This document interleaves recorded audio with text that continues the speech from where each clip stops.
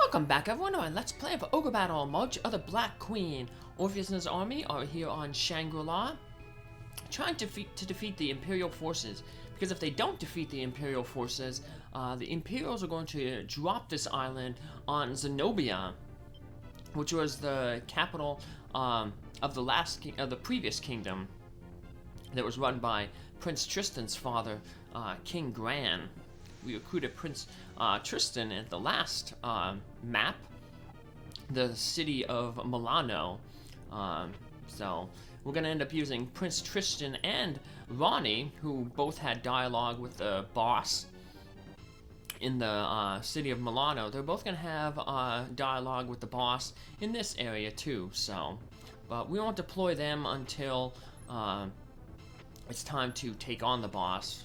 More importantly, right now we have to finish off all these Imperial units. So yeah, we're gonna have to finish off all these Imperial units and then defeat the boss to defeat the Empire's floating battle station. Yeah, we don't have Luke Skywalker in an X-wing to shoot a proton torpedo down the thermal exhaust port here.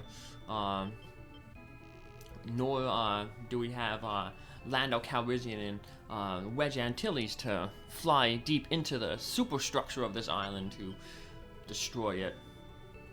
But that's from A New Hope and the Return of the Jedi, respectively. So, well, since Thunder wasn't doing much damage to those Tiamats, we're gonna switch our formation around a little bit there, put Muse in the front, and I gave her a spear to just increase her strength a little bit, to do a little bit more damage. I think I gave her the Benkei spear that gives plus strength, so let's see if we can do some more damage that way.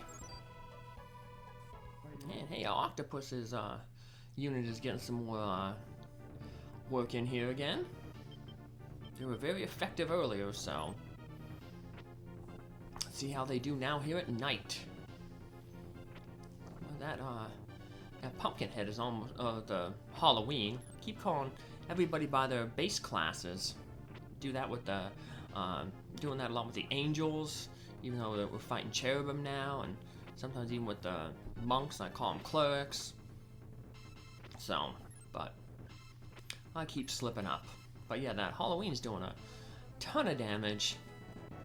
So almost winning the battle probably outright for us right away. So, and hey, Nana. I don't think we've seen her in action for a while. Nope, we haven't. Mainly because all the daytime wasn't really getting wasn't going to be all that good of a unit in the daytime because her lycanthropes weren't doing much damage. They only have 2 attacks. Now we have 4 and 3 respectively with the werewolf and were-tiger. So they should be cutting through enemies pretty quickly. We couldn't have them on the field also during, well, they could field during the day, but they took a lot of damage in the previous night and they had to heal up, so even though we don't have a cleric or clerical type unit in this unit, we will be able to defeat this unit because the princess's spell will hit, her Starlight spell will hit undead. So let's see that. Dunk. And unfortunately she missed the 2 most important ones. We wanted to take care of those ones in the front, because then that way we can focus on that Ninja Master. Hey, our Tiger Man also had a white magic weapon.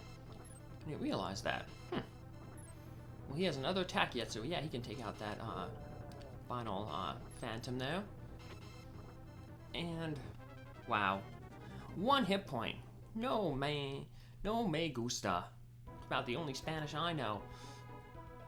No, I know a little bit of Spanish. Not much though. I took Spanish back in high school. It was almost gonna be, well, I was gonna say almost 25 years ago, but it was my freshman and sophomore year, so it would be over 25 years ago, because I'm gonna have my 25-year reunion next year. Man, time flies. So I don't know if we're having a 25-year reunion. I missed all the other previous reunions. I was busy with other things, so. 10-year reunion, I was in Iraq. Then 20-year reunion, I was I was doing yoga training to be a yoga instructor. So couldn't miss out on that. So who knows? But I figure 25 would be a special year, special number, but it seems like so far they've only had them every 10 years. I haven't heard anything, but who knows? We still have a little over a year to go, so. And the Imperial forces still have a few more enemy units that we have to go through. That sneaky ninja sneaking away again. Last time they did that too. We had to refight that unit because we defeated all the phantoms, but it managed to sneak away and get to a city and get a whole bunch of phantoms back again. And then we ended up fighting it though and taking it out. It came down the western side. That was one of those units that snuck down the western road. And we got lucky there with played a little dangerously there with the Beast Man. As you can see, the boss did a little bit more damage than the demon on the left, because he's a few levels higher. Let's see exactly how many levels higher he is. I'll pull up my notes here, and yep, he's one level higher, so he has that extra intelligence boost. So that's why he did a little bit more damage there. But played the odds and thought, well, should be if he survived he should be able to survive from the lower level demon, and he did. So, played a little dangerous. That's the second time I played dangerous on this island. First time was when we with this unit too, the princess unit. She had to go out and defeat that one Tiamat that was retreating. And she was at such low hit points that one hit from the Tiamat would finish her off, so I was just hoping that the three units in the front there, her Raven Men and then the Were-Tiger and the Werewolf would go first. And they did. Managed to finish off that Tiamat before it acted, and all was well in Princess Land.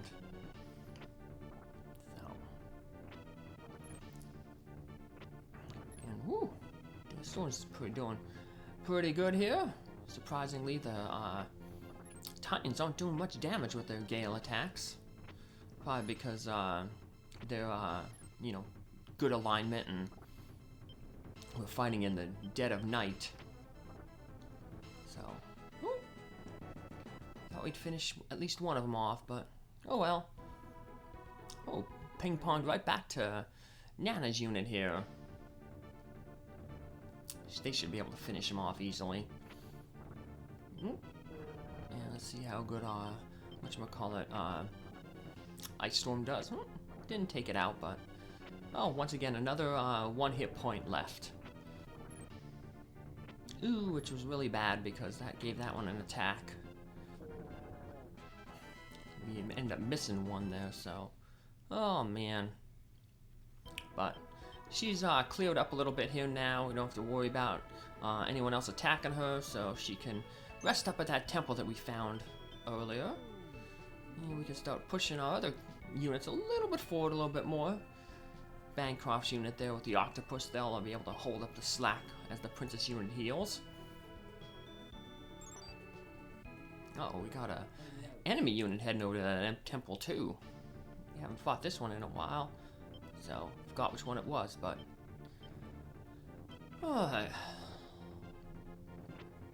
donk. This isn't good.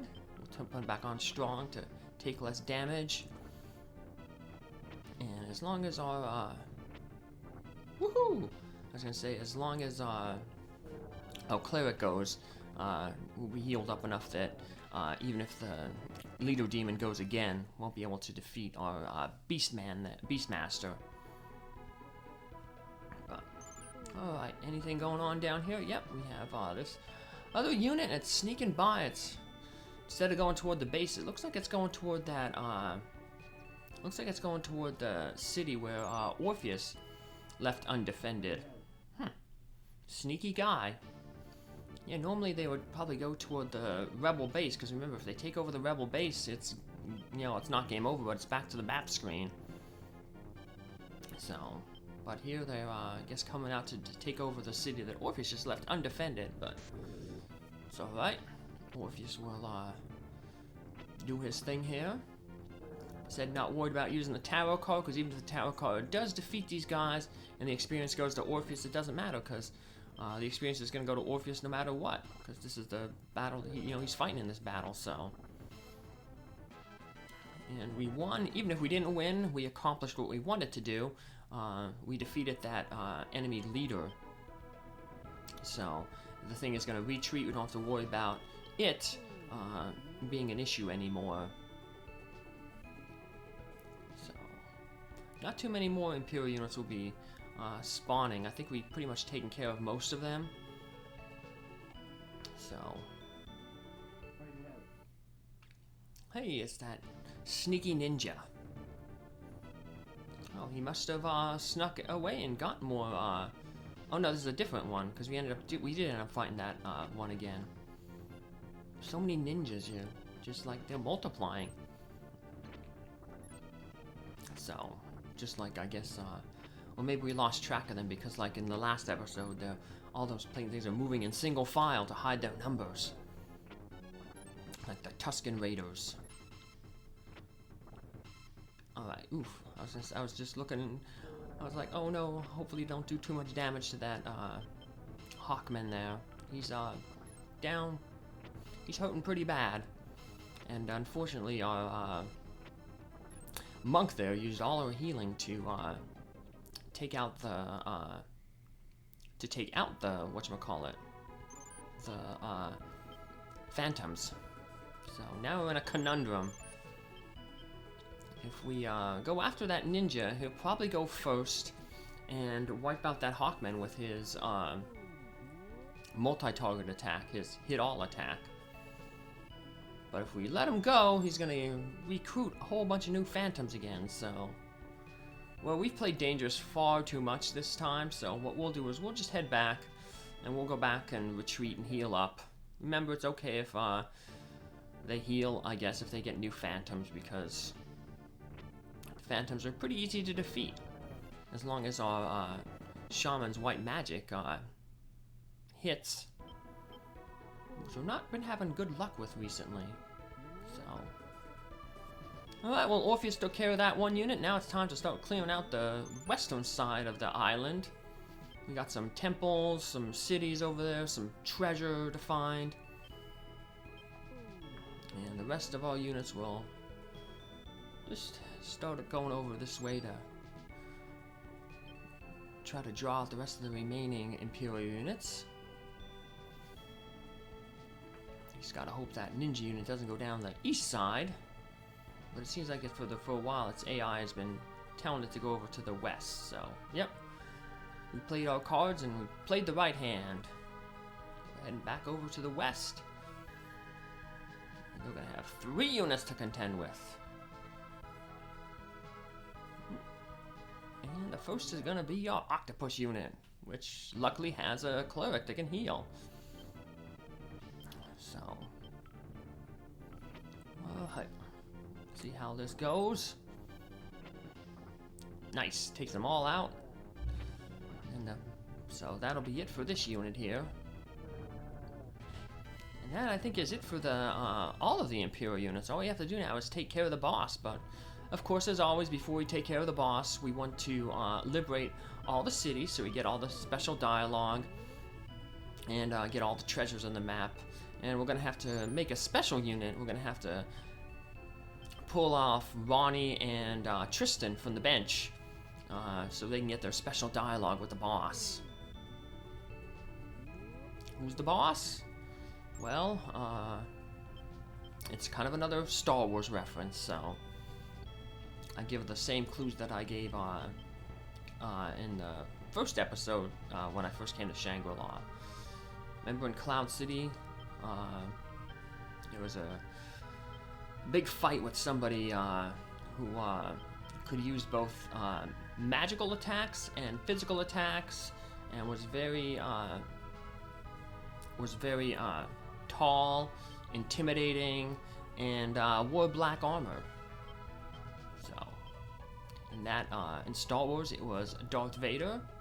In this game, it's going to be... Not gonna spoil it. But we'll make a boss-killing unit here. We'll throw our Princess, Lich, and we'll throw somebody else in the back row who has hit all attacks. I guess we could throw Rauny in the back there and maybe throw a stronger unit up front, but this'll do. That'll do, pig. That'll do, pig. Can anybody else promote? Let's just see. Nope. Sometimes I've been missing some promotions, but usually if I did, it's only been like by a level. So I know I had one monk who was at level 18 and could promote, and hadn't promoted her yet. Alright, another city to be liberated. Hopefully we'll pull a nice card. Temperance. That's good for against, like, witches or cockatrices. The Emperor's forces in Shangrila are led by a knight in pitch black armor. He is surrounded by evil spirits, just like the ogres are said to have been.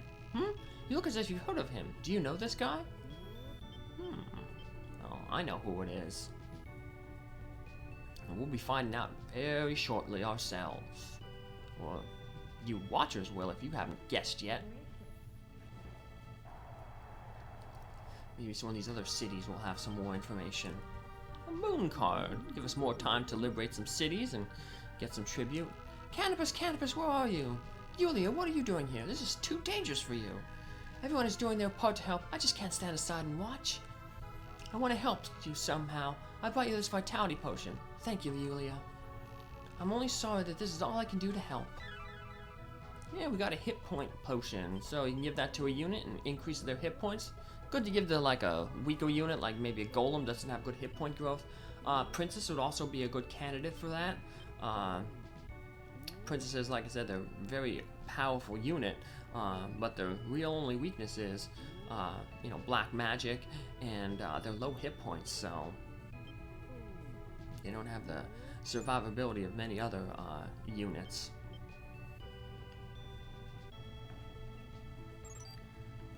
Princess unit just found some buried treasure there.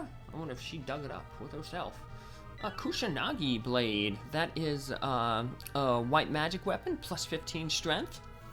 So, that might be useful to use against the boss character. Because he's, obviously is evil. They said he's surrounded by an evil, aura, like the ogres. We know who the ogres were. They fought mankind for possession of the earth back in the Ogre Battle. Uh-oh, here's the enemy. It's Prince Gares! What? You thought I was dead? I've come back from the underworld to bury you all. Ha ha ha. This beautiful land will be your grave. What better honor could be given you? Come on, let me show you the power of the dark. Yeah, it's Prince Gares, but he's a little bit stronger. He has, instead of black dragons, he has red dragons, and he has a new colored cape. So, but let's see here. We have another city to liberate. Got a priestess card. I'm gonna keep this card. What right does Zentagini Empire have to involve us with a war on the earth? We all came here to escape mortal conflicts like that. We hate fighting. We just want to be left alone. Yep, Gares is back. How he's back? Well, we'll find out later. Much later. But in the meantime, all we can do is just keep fighting. See if we can beat him this time. So, last time Gares, he had a red cape back on Island Avalon. Now he got a purple cape. And he's gained a few levels. So, and we'll just return some units to the base because, as you see, we've already defeated all the Imperial forces. So, just send The more units we don't we send back to base means the less outside and less we have to pay them. And Orpheus keeps drawing death cards. We drew 2 in the city of Milano, now 2 here. Shangrila was originally a shrine to the goddess of justice, Falana. The shrine had many valuable treasures, but in all this warfare, most were lost. Those treasures, we will learn, are the Zodiac Stones, the 12 Zodiac Stones. And we will be tasked eventually to finding them, so... Wow, 2 evil cards in a row. That's, I think, 3 losses of reputation. Yeah, reputation 1 for the devil, 2 for the death. I can't believe what I just heard from some Imperial troops. Guess they were so desperate why they were so desperate to control this island, so they could drop it on some place called Zenobia. Who would even consider such a thing? Please hurry and defeat the Empire. Well, we will. But, we can't defeat them yet. We have to have a special dialogue with, Rauny and Prince Tristan. So... Rauny, being former Imperial, will obviously have some dialogue with the prince, the eldest son of Empress Endora. And Tristan, remember, his family was all killed by Gares. Although he was made to look like Ash, the captain of the guard. So, I'm gonna have to deploy Tristan's unit shortly here. I just didn't want to deploy it yet because save some money. So we lost money last time, so let's wait until after we pay our tribute, and then we can release Tristan and his unit. Because they're going to be pretty expensive with Tristan and Rauny, special characters, and Liches and Princesses are also pretty expensive, so we'll make up some of that cash we lost last day when we got our tributes. Alright, let's release the prince. I'll just take it as time, heading up the eastern side. And just like last time, both Tristan and Rauny will have dialogue with this boss, but Tristan will have priority, so we're gonna have to encounter it with Tristan, then retreat, and then come back, encounter Gares again with Rauny, and then we can finish Gares off. So after we get those 2 dialogues. So I wonder what Gares is thinking up there. He's like, all my units are gone. They're closing in on me. Well, maybe he's not worried at all because he seems immortal. We defeated him once and he's back. He said he came back from the underworld. It's almost like the Emperor Mateus in Final Fantasy II, the one that wasn't released in America for the Nintendo. Yeah, I used to have a Let's Play of that on this channel. I'm gonna redo it. But that'll be coming a little bit later. So, gotta finish this one off, and the other 2, I have some other playthroughs in the pipe. I have a completed Star Tropics. I just have to do audio for it, and then I also have completed Crystal Warriors for the Game Gear, which is completed. I'm going to do 2 playthroughs of that. One with that recruits all the characters, 100% playthrough, and then another one is just going to use the initial army that the princess comes with. So that's another strategy RPG similar to this one, but it's on a much smaller scale. But then again, it's a Game Gear game, which was another handheld, which was a rival to the Game Boy. It was put out by Sega, just how Sega and Nintendo had a rivalry back in the 90s. You're the swine Zenobia who should be in his grave already. So you're Gares, now I shall have revenge for my father. A little brat like you is gonna take me on? Ha ha ha, stop your joking. I'll make you wish you already were in your grave. Enough of your cheap talk. It's time for you to put you to sleep for good. So this is the Battle of the Princes that we were kind of expecting to see back in Island Avalon. We were told that Prince Tristan had snuck off to Island Avalon, and we were kind of almost led to believe that perhaps he was the one seeking revenge, because we knew somebody was seeking revenge on Prince Gares, but it turned out that that person seeking revenge on Prince Gares was actually Aisha, the cleric. because her mother was killed by Gares. She was the head monk. So, I'm getting her name offhand here real quick. Give me a sec to look it up. It was the High Monk Forest. So, he was trying to get the Roshian temples under his control and trying to basically blackmail them. Basically like, hey, you either work for the Empire or I'm going to, execute your High Monk. And she said, nope, we only bow the knee to the gods.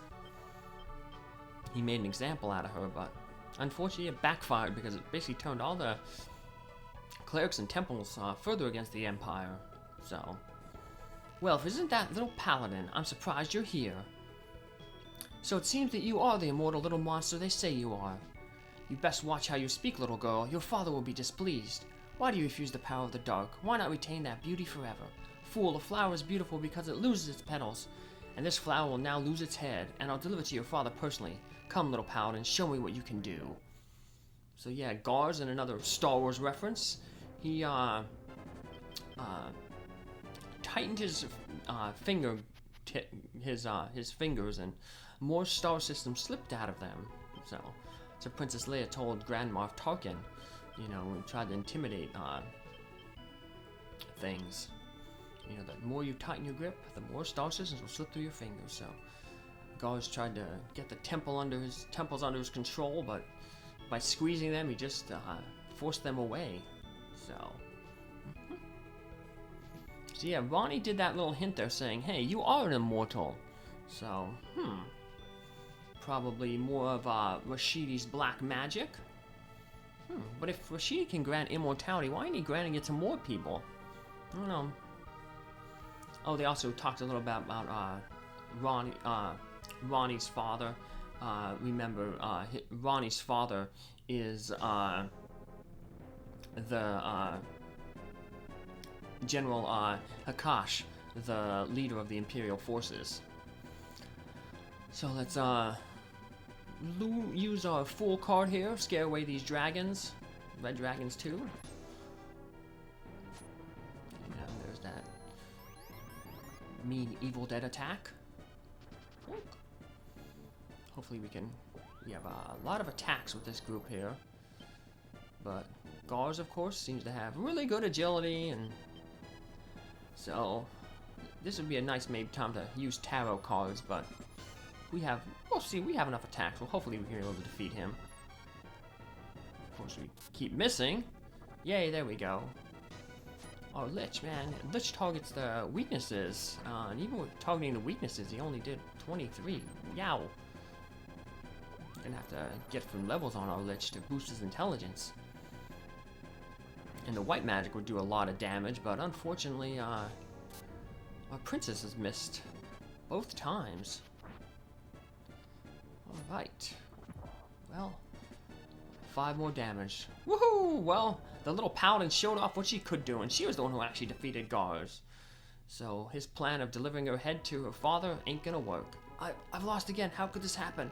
But don't celebrate too quickly. I'll finish you yet. Debonair, who's there? Who's there? Where's Gares? Koss, it's you. You're still alive. No one, is that you? Why are you here? I'll explain later. Let me tend to your wounds first. What happened to Gares? Have the rebels come?